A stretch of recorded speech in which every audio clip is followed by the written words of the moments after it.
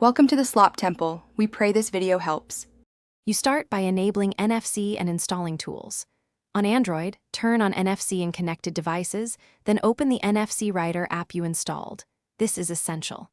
On iPhone, make sure iOS supports tag reading because iPhones read but rarely write. Once done, choose the data format you need, contact, URL, or text, and select the right option in the app. Make sure both devices are unlocked and not in battery saver mode. This prevents interrupted communications. Now you write the tag using the Android app. Select NDEF or URL format, type the payload, and choose Write. Hold the NFC tag or the iPhone very close to the Android antenna, usually near the back center, until the app shows progress. You should see a success confirmation within seconds. If not, retry with a different orientation. Once written, read the tag with the iPhone by bringing it near. This verifies the payload and confirms the write was correct, so you can proceed with confidence. Finish by testing the tag on the iPhone.